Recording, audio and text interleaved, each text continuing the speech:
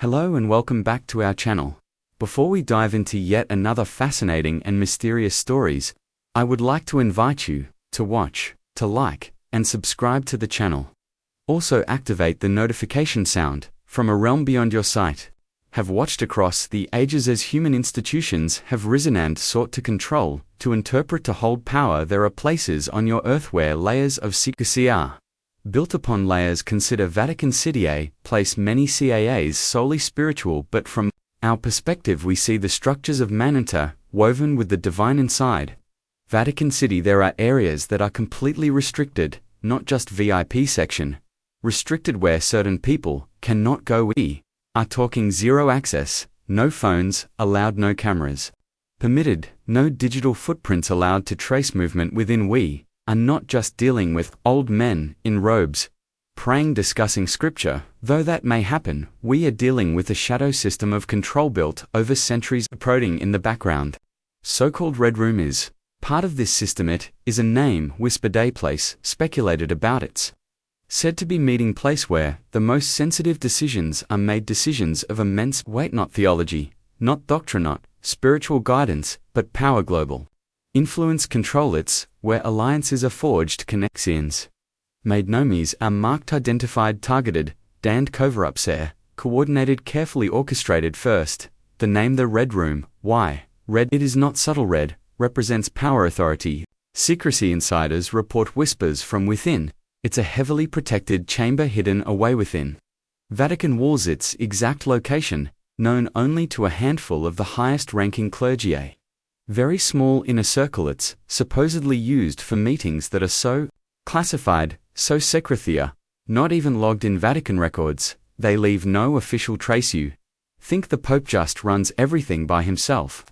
Think again. This is the boardroom, the true center of operations, the war room where strategies are devised, the smoke-filled chamber where decisions about excommunications, official removal from the church, institutional responses to scandals like abuse and international alliances with governance powers are made. There's speculation that this is where past popes, internal enemies, people within the system who threaten to exploit financial corruption, sexual abuse, cover-ups, or dealings with intelligence agencies, powerful global forces. Remember the Vatican Bank scandals, the turmoil surrounding it. Roberto as God's banker found hanging under Blackfriars Bridge in London in 1982. His death, it wasn't a suicide from our perspective. Observing the threads of consequence, that was a message, clear, brutal message. You don't steal from the Vatican and walk away. You don't expose the network, the web of connections, without consequences, terrible consequences. The Red Room is said to be where those consequences are designed,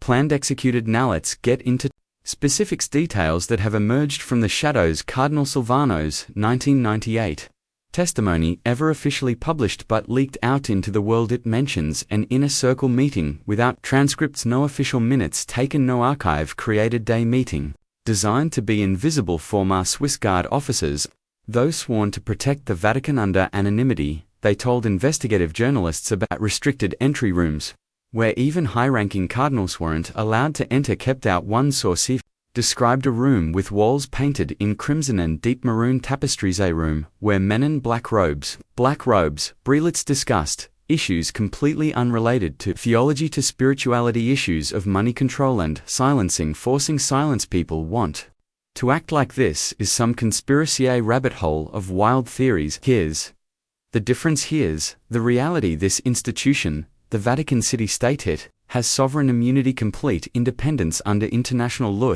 operates its own intelligence service, its own bank, its own police force, and has legal protection under international treaties, immunity from outside scrutiny. Do you think they aren't taking advantage of that, maximizing that protection? This isn't about your belief in God or faith. From our perspective, this is about how a state, an earthly power structure, hides its dirty, its secrets, its actions under the guise of holiness, of spiritual authority, and it gets darker, much darker. Consider the fate of Pope John Paul. He died mysteriously 33 days after his election, a very short reign. The official cause given was a heart attack, but there was no autopsy, no independent investigation, no questions asked officially. And here's the kicker: The unsettling fact he was actively investigating the Vatican Bank, cleaning it up and allegedly planning a purge. Removal of corrupt officials, multiple sources independent accounts link his final meetings to a gathering that might have occurred in this very red room, the place of sensitive decisions. Coincidence? Very convenient for those who benefited. You've got to understand this.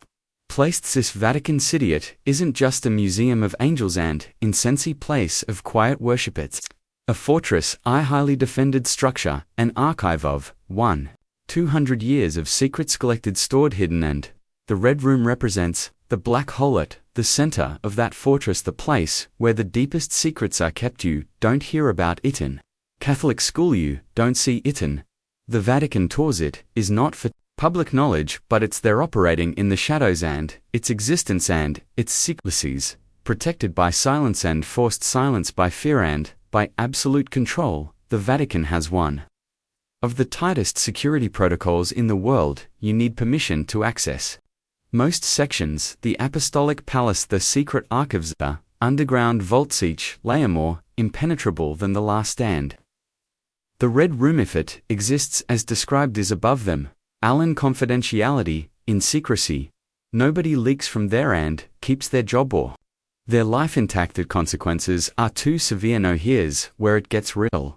Uncomfortable, disturbing. Former members of clergy who defected, who left the Vatican system, especially those who later joined reformist whistleblower movements, risking everything. They describe a pattern of decision-making that completely bypasses official canon law, other published rules of the Church entirely. These aren't policies debated openly among bishops. They are edicts handed down from invisible rooms like the Red Room, where men in red and black robes sit in judgment and decide who gets punished, who gets promoted, and, from a chilling perspective, who disappears, removed from the system. Let me tell you something about the Vatican's so-called secret archives, or, as they now call it, soften the truth, the Apostolic Archives. This isn't just a library of old church records, historical documents. This is the largest locked vault of suppressed history on the planet, a conscious effort to control the past. We're talking about a place that holds more than 50 miles, yes, miles of shelving stacked with documents, and it's growing every year. More history being stored, and no average persona doesn't get to stroll in there and take a pic. It's not a public library, it's the Fort Knox of historical information, guarded fiercely. They say it's secret tonally. In name, a clever play on words. Charade. The Pentagon is just a regular office building. The truth, the difficult truth is, unless you're a vetted academic with Vatican-friendly credentials, someone they trust, and a proposal so sanitized, so harmless, it might as well be children's book. You're not getting in, and even if you do get in, given limited access, you only get access to the files they let you see, specifically curated everything, controversial everything, politically everything that could unravel their image, their carefully constructed facade of spiritual supremacy that's behind another level of locked doors and another vault even deeper within. Let's break down what's hidden therein, those suppressed files. This place holds letters between the Vatican and Adolf Hitler. You heard that right, direct communication. The Reich Concordate, formal agreement between Nazi Germany and the Catholic Church, was orchestrated with Vatican approval. The documents that detail how the Church maneuvered to maintain power during World War II, time of immense darkness. These documents are not accessible, hidden from public view. Can't see the letters from bishops who collaborated with the Nazi regime.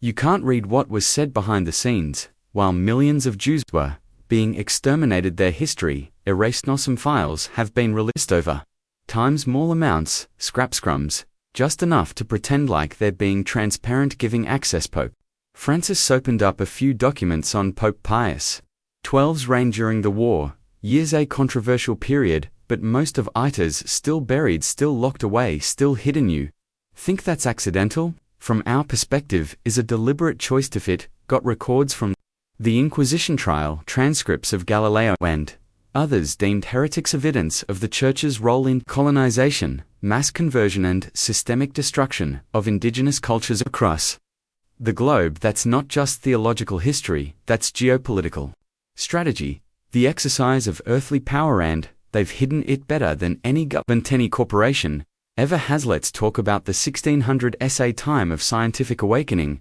The Church actively destroyed censored scientific research that contradicted their established worldview. The archives hold original manuscripts from brilliant thinkers like Copernicus and Kepler, material that was deemed too dangerous for public knowledge at the time. Even today, researchers report being denied access to certain documents without reason, without explanation. That's not protection of historical records. That's censorship controlling the narrative. You want to talk about corruption. Real corruption. How about the letters between Vatican officials during the time of the Medici Popes? Documents detailing bribes, political marriages and assassinations, ordered under papal authority. You won't find those in any public exhibition, any museum display. They exist, they are real, but they're sealed tighter than a military vault, protected fiercely. You think any other institution, any government or organization could get away with that level of historical suppression and still be respected, still hold influence?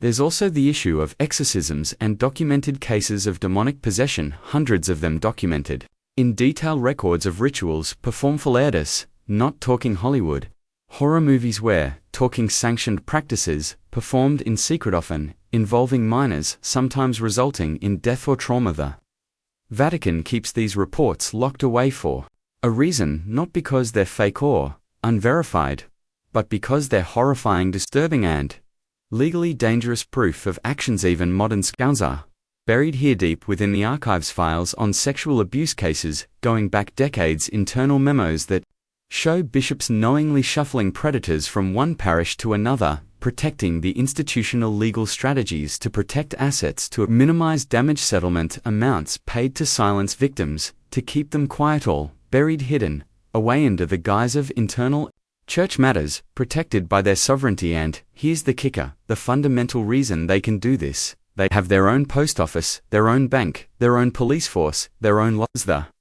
Vatican City States is a sovereign entity, nation unto itself, within Rome. That means no international court, no outside authority can force them to open these archives, to reveal their secrets.